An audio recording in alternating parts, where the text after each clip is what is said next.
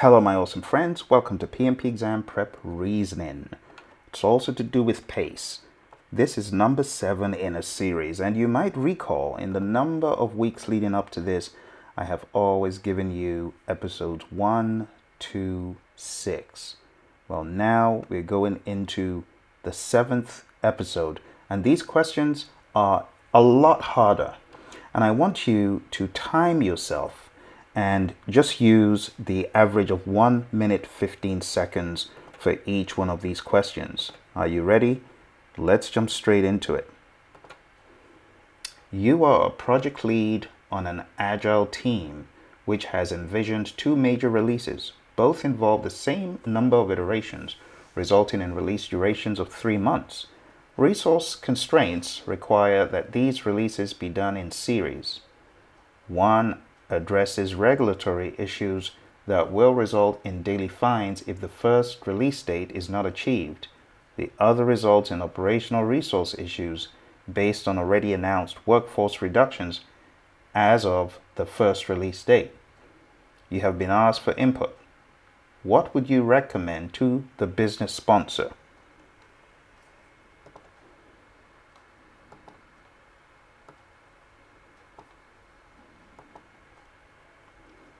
Alright, if you need more time, hit the pause button. I will reveal the answer shortly.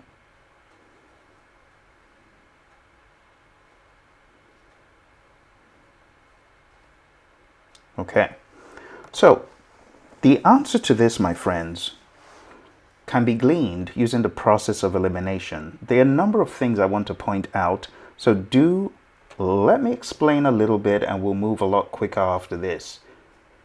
There's a lot of the story,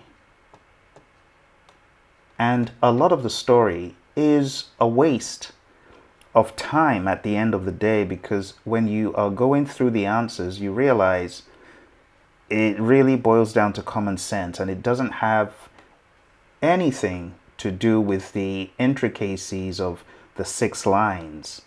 So A, respectfully decline to comment, it's not your job, is not proactive. You're meant to be helpful. You're project lead, right? B, immediately recommend that the regulatory release go first. Well, you haven't consulted with the team.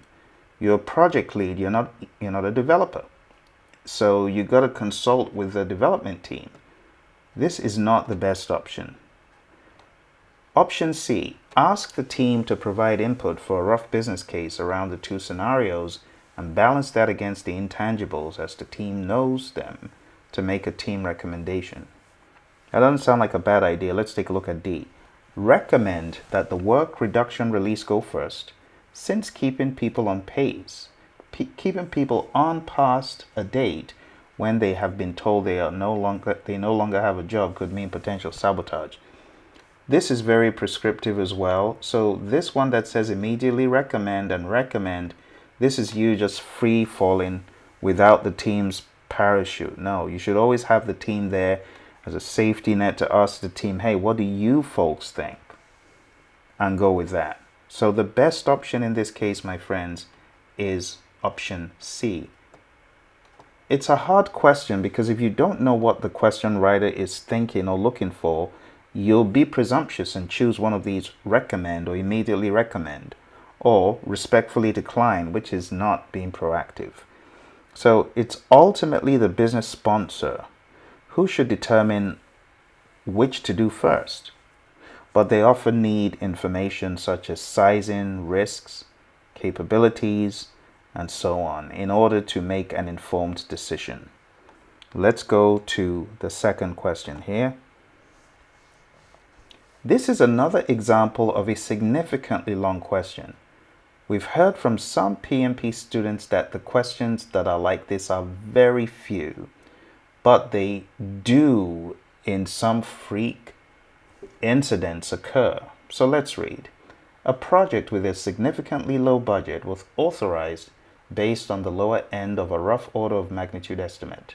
For the first phases of the project, no problems occurred. However, in the mid to late phases, high failure rates are found in the production line during product manufacture. The project timeline is compressed and very tight, and the cost of pending production work is significantly high. The team of engineers have determined the root causes of the problems, and the project team has identified the best solution. However, this solution will require an increase in the budget. What should the project manager do? All right. Hit the pause button if you need more time. So here we go. A. Update the scope and schedule baseline and authorize funds from management reserves. Well, you cannot do that, project manager. It is not in your power to do. It says, what should the project manager do? To authorize funds, you got to get other people involved, and you don't just go ahead and update scope and schedule just like that. All you have here, it says, the team of engineers have determined the root causes of the problems and you've identified the best solution, but you haven't gone ahead to tender that forward and get approval for it. So it won't be A. Let's take a look at option D. Obtain additional funding from the project sponsor. Again, this is presumptuous because you do not know what the proper channel is. You can't just go to the sponsor without going through proper change control. So it's not D, and it won't be C, which says implement the proposed solution and gain team approval for the result. That doesn't even make sense. You wouldn't just implement a proposed solution. You gotta follow through with authorized change control. So the best answer is B. You're beginning to see that these questions have a lot of text, a little bit more complexity just to get through the question and read it. And that's why these questions are at level 7. Here's another one. You're working in a hybrid project environment on a state-of-the-art technology project involving many different entities and stakeholders. While the work is drawing to a close, an important change is requested by a definitive stakeholder after a thorough impact analysis. While this change is needed to solve an urgent issue that could affect business continuity, it will extend the schedule and increase the project cost. Your team members are complaining about this development.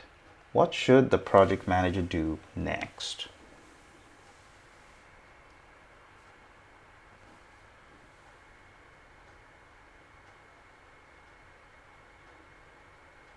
All right, so you've got an idea of this thing because you've done, as it reads here, a thorough impact analysis. So let's look from the bottom up. D, communicate the impact on the budget and schedule to the change board. This is the first time we're encountering the change board. It wasn't previously mentioned in the question. So you're just saying, hey, this is the impact to the budget and the schedule. That is not sensible to do that without some additional context of stakeholder X asks for a change. Here is the information along with the impact analysis. So that is not going to be very helpful. Let's take a look at A. Mentor the team to understand the importance of being agile and implement changes. Just like that, this is a hybrid environment, right? And it says an important change is requested. So this change has been requested, right? And we have done well in doing the impact analysis, right? And it says your team members are complaining about this development. So they're not happy, but mentoring the team to understand the importance of being agile is helpful, but you won't just implement changes without following proper protocol. So it's not A. Take a look at B. Coach the team to be more compliant. This word is also unagile. And just implementing the change in a hybrid environment is not sensible. What you should do is submit a change request. That is the best option, my friends. Number 4, you're working on a significant international project involving stakeholders from every continent who have agreed on a project charter. You study cultures and norms in order to be an effective project manager. Despite your efforts due to cross-cultural differences, stakeholders of this significant international project refuse to approve the created project management plan. What should the project manager have done to mitigate this issue?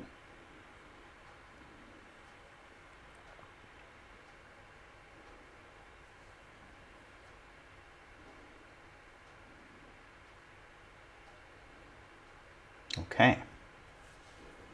So, my friends, let's take a look at the options straight away. If you need more time, hit the pause button. Let's start from the bottom up, and the way I approach questions is at random, sometimes from the bottom up, sometimes from top down. So let's go from the bottom up, especially when they're a little bit more difficult. D, updated the stakeholder register and paid attention to non-verbal cues. So why would we pay attention to non-verbal cues? Because it says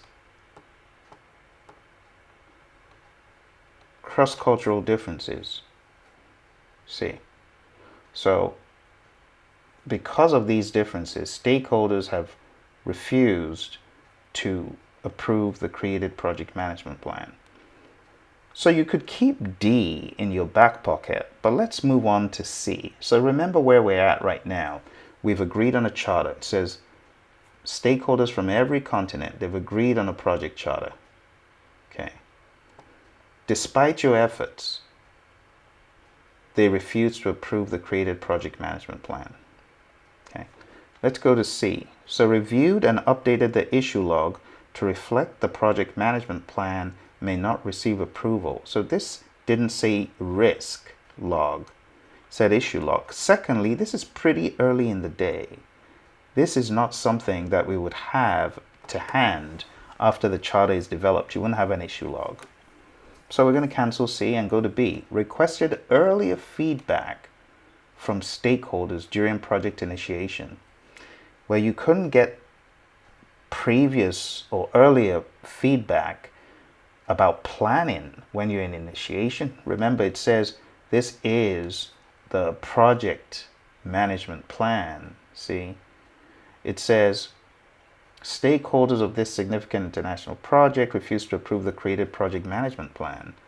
So you couldn't get it any earlier. You're getting feedback at the earliest moment possible, more or less. Let's see A. Trained the team on a common communication language during execution. Well, it tells us we're in planning. So if we talk about training the team on a common language during execution, we're talking about the future, more or less from this context. And I know there's overlap in the process groups, but from this context, this is talking about something that would typically happen downstream, because you develop the plan and the plans kind of tell you how the training is going to happen, when it's going to happen, and things such as that. So this is like putting the cart before the horse. See? And which common communication language? That doesn't even make sense. That's not realistic. So we're going to cancel A. And the best answer, my friends, it's left standing. It's updated the stakeholder register. And what does the stakeholder register have in it? It has the stakeholder information. It has stakeholder assessment information. It has stakeholder classifications. And it helps you better understand the stakeholders. Also, nonverbal cues could help you even in case of several stakeholders being on the project from different cultures. If you observe nonverbal cues, you'll have some insights as to what to ask stakeholders and when to slow down a little bit and ensure everyone is on the same page. See? So that is the best answer for this. I hope you're finding these to be helpful. Just hearing someone work through the questions with you is priceless. And these aren't the typical questions you get of 2, 3, 4 lines long. I have deliberately made them the worst that I've heard about. Remember, I've been doing this for the past 17 years. I've heard some horrendous questions, and I've tried to make these comparable in terms of length and in terms of abstract nature, kind of angular the way they're framed. All right, and this is a combination of my buddy Roy, myself, and some other trainers who put these together. All right, so updated the stakeholder register, paid attention to nonverbal cues. Let's move to our next one. After several months of training and examining new ways of working, the entire organization, new ways of working for the entire organization. A team just transitioned to using Agile practices. They wanted to conduct a retrospective meeting but were unsure of when it should be conducted. In the past, they would only conduct lessons learned during the final phase of the project. When should the Agile coach advise the team to conduct the retrospective meeting? All right, hit the pause button for more time and let's review the answer. So, going from the bottom up, as and when any dysfunction is discovered by the team. Think about it. If dysfunction is discovered today, the next, and the next, should we have retrospectives then? No, that is not the recommended cadence. So we're talking about the generally accepted cadence in the vanilla flavored world of Agile, which means without being prescriptive to any framework, right? Could one have a retrospective when there's dysfunction? Yes, but any dysfunction, this is not the best answer. Okay, let's take a look at option A. At the end of the project or phase. Well, remember, we're talking about an Agile context. So saying at the end of the project is at the end of the entire collection of sprints. And saying phase doesn't really make sense because in the world of Agile, we don't do phases. So we'll cancel A and it's left with 2. B says just after the conclusion of every release. Did you see the word release there? This is talking about entire releases, which are clusters of iterations. No. We're left with C. Before sprint planning for the next iteration. This is the best answer, my friends. Why? The retrospective is a separate event that should be conducted after the sprint review and before the next planning event.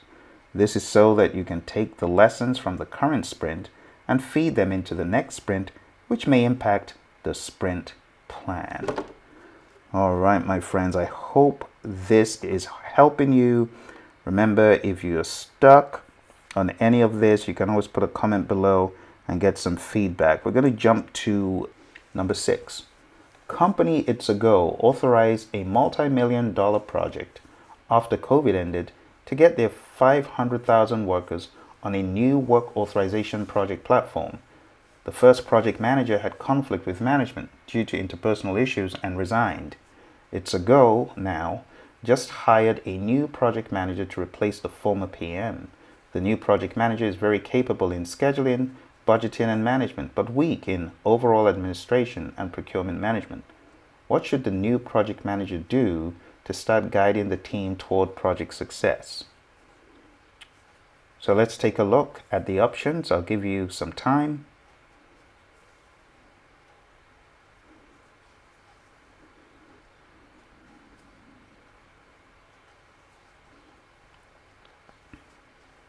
All right, so let's start from D. D. What should the project manager do to start guiding the team to success? Revisit the project budget to determine if extra time is needed. That doesn't even add up. How does budget dictate time? So yeah, new PM is capable in scheduling and budgeting, but this isn't something that the project manager should do first. That doesn't make sense. So we're going to get rid of D. C. Consult the project log for notes on procurement and sellers. So the PM is weak in procurement, but there's no such thing as a project log for notes. That is bogus, and it doesn't add up. So we're going to cancel C. Doesn't make sense. There's no such thing as a project log. There's an issue log, but it doesn't contain notes on procurement and sellers. Let's take a look at option B. Adjust the project schedule to add a new activity related to the knowledge transfer process. Just like that. Why would you do that? This doesn't add up. When you're a new project manager, to start guiding the team, you should understand the project, you should understand the team, you should understand the team charter, the social contract, team contract where it exists. So B is not the best. The best answer is review the project charter to identify goals and deliverables.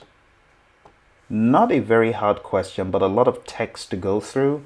And if you begin to read more meanings into it about being weak in overall administration and being capable in schedule and budget, that's just going to mess you up and you end up choosing the wrong option. So don't let that trick you. Those are red herrings. Number 7. A sponsor is very upset because she did not know about an approved budget change, an approved project change to reduce the budget. The project manager and the project team do not understand the sponsor's frustration because the change was required and beneficial to the project. What should the project manager do now? I'll let you think about it for a little bit.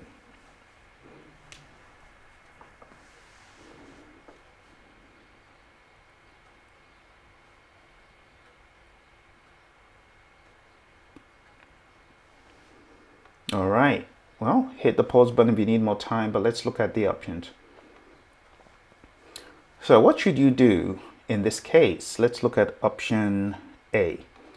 A, consult with the sponsor before submitting the request. So this doesn't make sense. It says an approved project change to reduce the budget. It's already gone. You cannot consult with the sponsor because the change request has already been submitted. Get it? So that doesn't make sense. Could have done that before, before submitting the request, but it said a sponsor is very upset because she did not know about an approved project change to reduce the budget. So it's already done. B says notify the client of the budget decrease and ensure project requirements will not be affected. This does not help the issue at hand. The issue at hand is a sponsor is upset. So going to the client and saying the budget has been decreased and saying the project requirements will not be affected, that does nothing for the current situation of a frustrated sponsor. So we're going to cancel that and think about it. The sponsor is a person who provides resources for the project, financial resources for the project. So it's understandable that this person is upset because the project manager went around them. Let's take a look at option C. Ask management if there is a required project budget for the financial period. This doesn't even make sense. Change request has gone in. Reducing of the budget is taking place. So asking management is like water under the bridge. It's done. It's been approved without the sponsor not knowing, which is bad. And even if one has the power to do things like that, to get budget reduction or budget increase, and there is a project sponsor, you want to get them in the loop, right? So if for one reason or the other, this happened without the sponsor knowing, the best option is D. Have a meeting with the sponsor to discuss and realign collaboration. It's really more about collaboration and direction. So again, not too long a question, but long enough for it to take a minute and 15 seconds of your PMP exam time. Let's go to number 8. An experienced project manager on a hybrid project resigns and a new project manager joins the team. During the initial assessment of project documentation, the new project manager discovers that the impediment log has not been updated for the past month. What should the project manager do first? I'll let you think about it.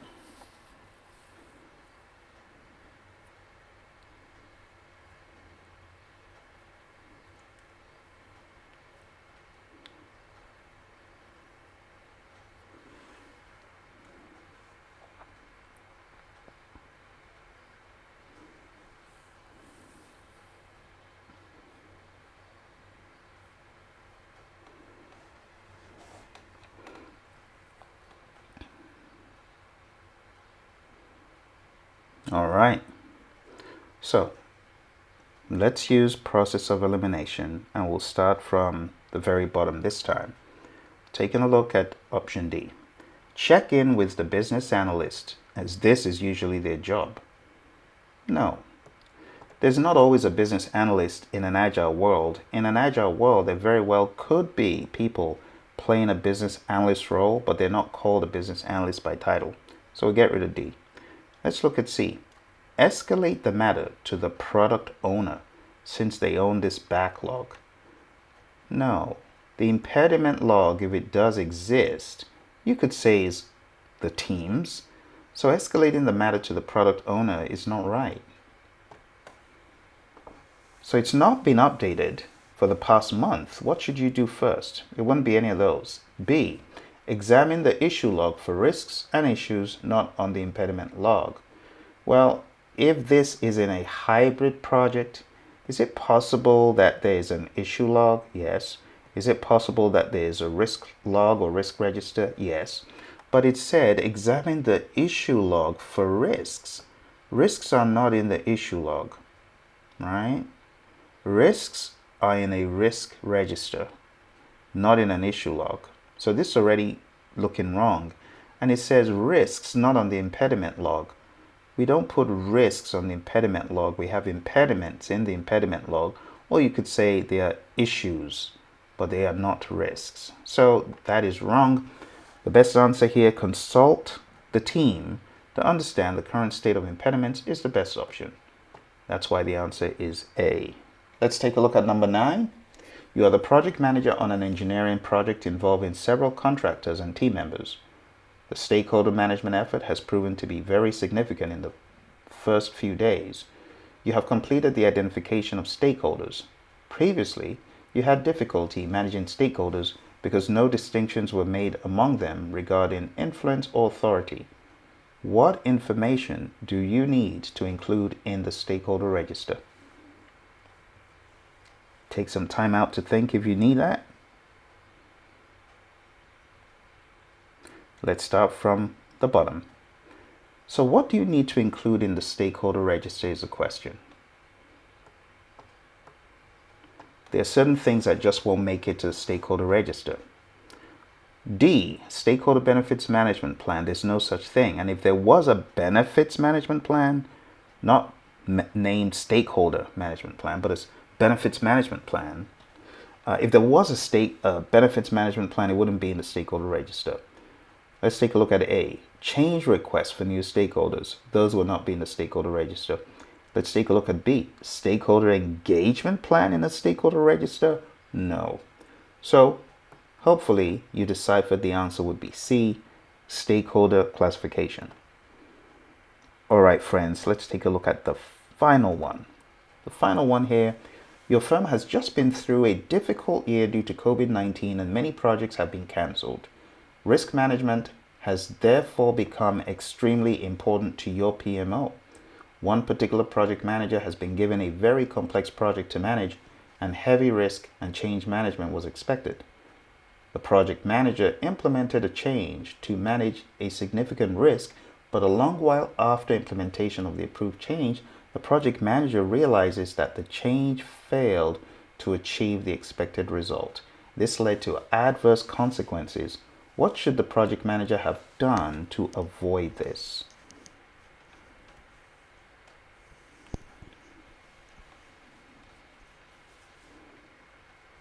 I'll give you some time to think about it.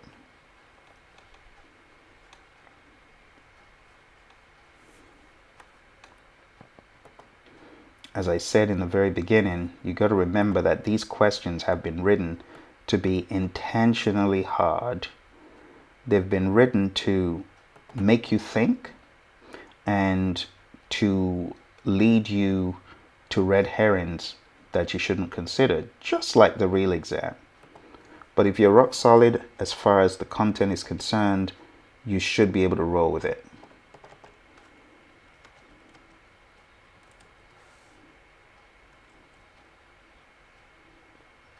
All right. Let's go ahead and end this so that we can get moving. Okay. Before we take a look at the final question rationale, my friends, I want to advise you to go on down to hpmexam.com because we've got a crazy boot camp happening in February and beyond that. So whatever month you're getting certified, just go on down to hpmexam.com. We've got a boot camp going on and it's like a challenge to get certified. within a month, pretty much. So if this sounds like a challenge you want to be on, go there. It's low risk, low cost. You're going to find this extremely helpful. It's a secret weapon for your PMP success. All right, now let's take a look finally at number 10. Let's use the process of elimination one more time. So, what should the project manager have done to prevent this change failing? All right, let's see. D, assessed new risks and updated the probability and impact matrix. So you got to ask yourself, would that have prevented the risk? Would that have stopped it from happening? And the answer is no, it wouldn't. So it's not that. If you had assessed new risks, it's not talking about this risk, right? So a risk response was carried out, but it didn't cut it. Assessing new risks and updating the P times I matrix does nothing for that. Let's look at C. Review the assumption log to revisit or change existing assumptions. Well, in this case, it's a risk response. Reviewing the assumption log is something that you should always do, yes, but as far as the change action not working, it has nothing to do with the assumptions. This is a change action. A change request was created and it was carried out. But after a long while, it was then apparent that it didn't work. So this is probably not the right one. So I'm going to give it a soft strikeout by breaking the line. Just in case I don't find anything good, I could come back to that and see if that's the best one standing. But let's go to B. B says, added the risk information to the risk register and assumption logs. So the risk information will not make its way to an assumption log. That's already suspicious. And the risk information was already added to the risk register. So it's like going back to say, do what you did do. Because it says, one particular project manager has been given a very complex project. The project manager implemented a change to manage a significant risk. Yeah, so it was identified, right? So adding risk information to risk register doesn't make sense because this was implicitly done from the question. So I'm not going to go with that. Let's take a look at A. Verify that the risk response was effective. Now, this may sound like a no-brainer, but of course, this is what would have avoided this. If you truly verify that the response is effective and you see that it's not effective, well, implement something different, right? So this is actually the best answer to the question because verifying that the risk response was effective is the best thing here. All the other options would not have avoided this current situation. So I'm just going to go back to option C. I would say option C is definitely now a bold line. And I can see that the most obvious answer is actually the best answer. See.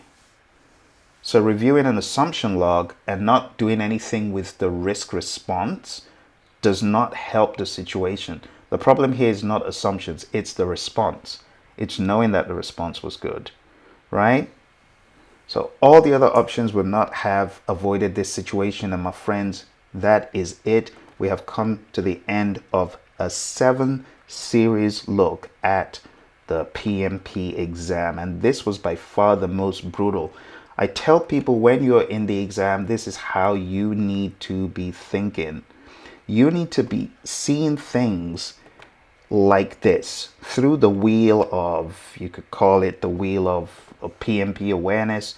It's a wheel of understanding stakeholders, collaboration, team building, leadership, conflict, different topics. And it's not always like this, but this is the beginnings of thinking. Where am I? What is this about? What do I need to be focusing on in this question? And you need to be able to spin the wheel to know the right place that you're at. And then you could also add other prongs like agile, predictive, hybrid, process, but you need to be able to bucketize and say this is where this question is, and automatically you want to develop that muscle memory to be able to answer questions like this.